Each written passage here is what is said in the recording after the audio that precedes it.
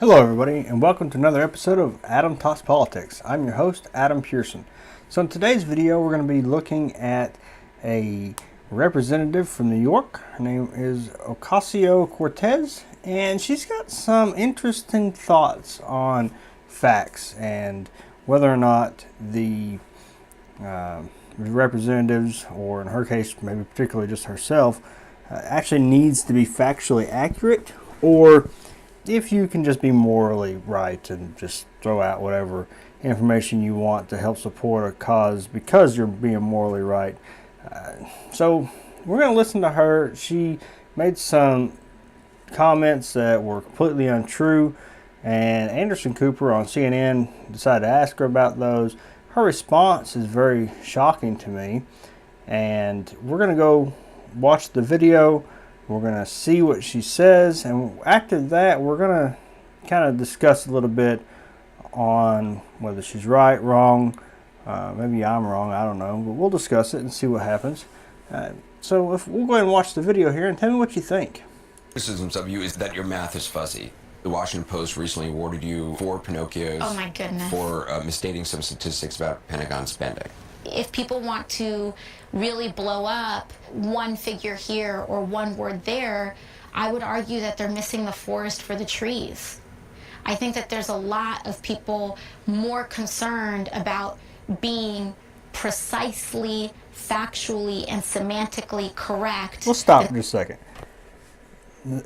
People are concerned with being factually correct. Well, yes, that is your job. If you are misrepresenting your case, either through sloppy research or through deliberate misrepresentation, then yeah, we need to hold you accountable for that. That is what the American people do. We hold our elected officials accountable. So for you saying, yeah, if you want to be factually correct, well, shame on you. Well, yeah. So let's listen to the rest of it and see if it gets any better. And about being morally right.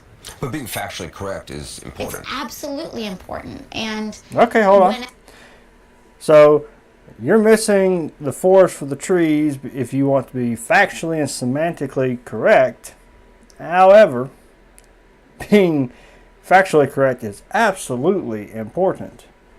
Well, yeah, that's the whole point of this. And you've actually yourself called out the president for being factually inaccurate, maybe intentionally or unintentionally, but you're saying it's okay for you, but not for him or someone else. Okay, that's interesting. See what else you had to say. Whenever I make a mistake, I say, okay, this was clumsy, and then I restate what my point was.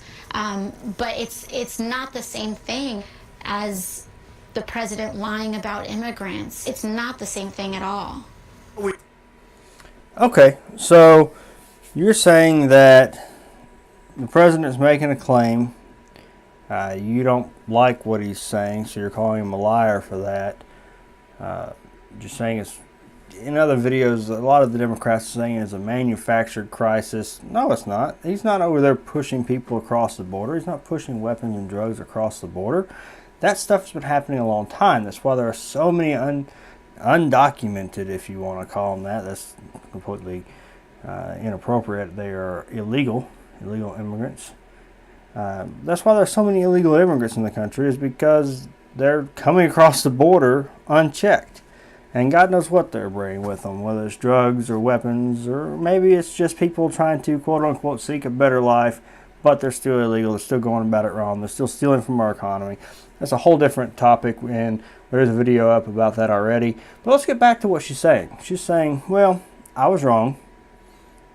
I said these blatant lies to help support and further my cause. Somebody called me out on them, so I went back and said, well, maybe I was wrong, but I was morally right. So my facts were crap, but morally I'm okay. So I deserve a pass. So my question to you is, what do you think about that? Do you think that our politicians have a duty and an obligation to do their research and to make sure that they are factually accurate?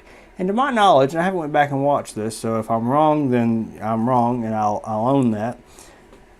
But to my knowledge, these are numbers that she came up with, you know, deliberately. They were not something where she was just asking, you know, in an interview, like right off the top of your head, hey, give me this information. It's something that she sat back, she thought about, she got her numbers from somewhere, and then she did a video on these.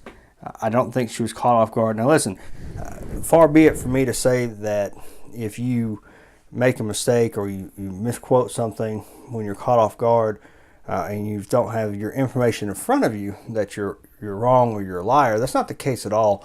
What is actually happening there is you don't have your notes, so you're trying to remember. Maybe you don't have a solid memory to start with, and that's okay. My memory is terrible. I'm going to go ahead and say that right up front. But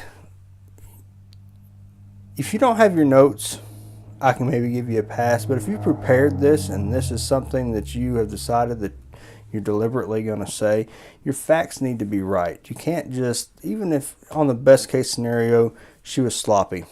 And the American people deserve much better.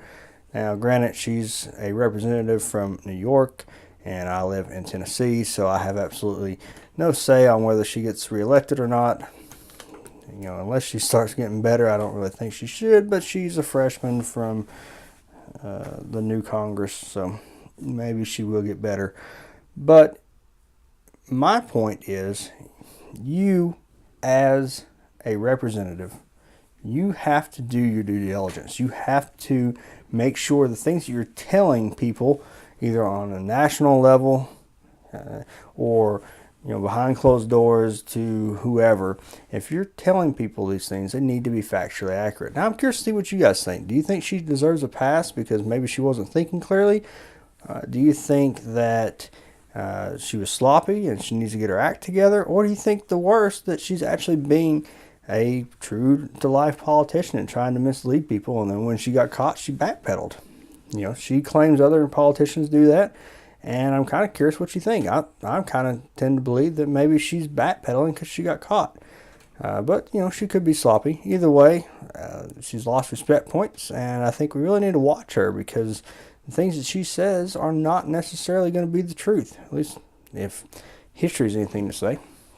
So, I do welcome your comments. If you have something that you'd like to add, if I missed something, or if I'm a complete idiot and I missed something, you just put that down there in the comments and say, listen, I think you did great, I agree, or you're an idiot, you forgot all about this, or maybe you are kind of undecided as well. You think that maybe she was sloppy, but you don't think it was intentional.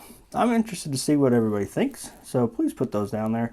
Now, if you've got some hate mail and it's legitimate and I've messed something up, I'll be happy to respond to it. And if you're just being plain rude to me or to anybody else down there, I'm going to ignore you.